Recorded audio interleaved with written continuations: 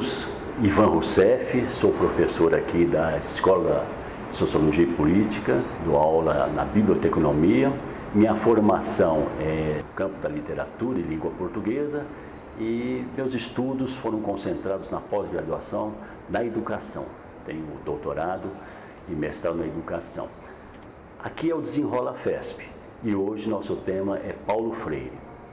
A primeira questão que se põe seria qual é a razão de falarmos de Paulo Freire? A mesma razão que temos de falar sobre educação brasileira. Ou seja, é inevitável falarmos em Paulo Freire quando falamos de educação. E não falar de educação é não falar do Brasil, né? Porque educação é um dos eixos da constituição étnica de um povo. E Paulo Freire faz parte desse composto que nós chamamos de grandes intelectuais, a inteligência brasileira. Dentro desse grupo, nós podemos destacar o Anísio Teixeira, que sem dúvida foi um dos grandes educadores e preocupado, inclusive, com essa organização sistêmica da educação brasileira. Por que educação sistêmica? A preocupação dele era formar a escola, formar o currículo, era dar uma dimensão universitária à formação docente. E ao lado dele, eu destacaria agora o nosso nome, Paulo Freire. Quer dizer, Anísio Teixeira, como uma escola noviça lá da década de 30, 40, das décadas de 30, 40 e 50.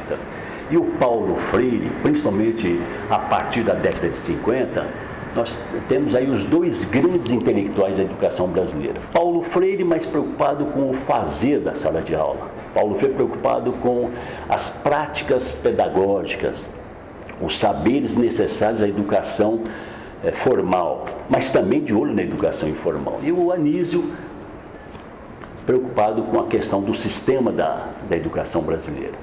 Paulo Freire, para nós, ele tem notoriedade a partir da década de 60, né? Quando houve os grandes movimentos populares de cultura e educação. E a preocupação dele era com os banidos da escola, ou seja, como ele diz, os esfarrapados desse mundo, aqueles que foram, de uma certa forma, discriminados na escolarização normal, por serem trabalhadores, por serem pobres, por serem oriundos de classes populares miseráveis, mas que ao mesmo tempo geravam riqueza, né? Geravam o que nós chamamos de um produto interno bruto desse país. Eram os trabalhadores que precisavam de escolarização e que teriam nessa escolarização mais um passo a caminho da sua dignidade humana. Paulo Freire, que já vinha de uma jornada, né?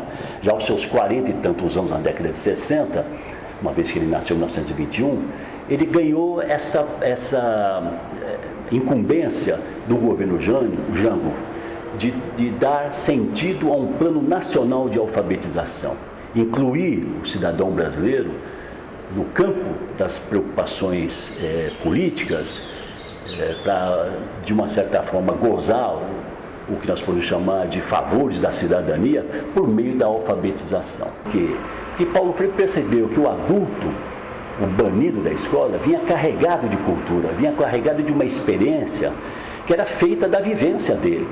E o seu método de alfabetização não poderia ser o mesmo de uma criança. Quer dizer, você põe na criança uma fala que me parece bastante desconexa, de que Eva viu a uva, para que você desenvolva o conhecimento da sílaba V, né? Vá, vé, vi, vovô. Para o adulto isso não tem sentido. Então era preciso tirar as palavras-chave e mesmo as frases-chave do contexto desse adulto, do seu contexto profissional, do seu contexto de trabalho.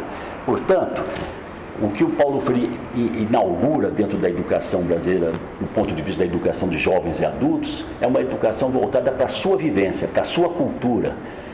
Ou seja, ler o mundo e depois ler a palavra. Então, esse homem que veio carregado da leitura do mundo, do conhecimento do mundo, trazia para o conhecimento da palavra a sua experiência, a sua vivência.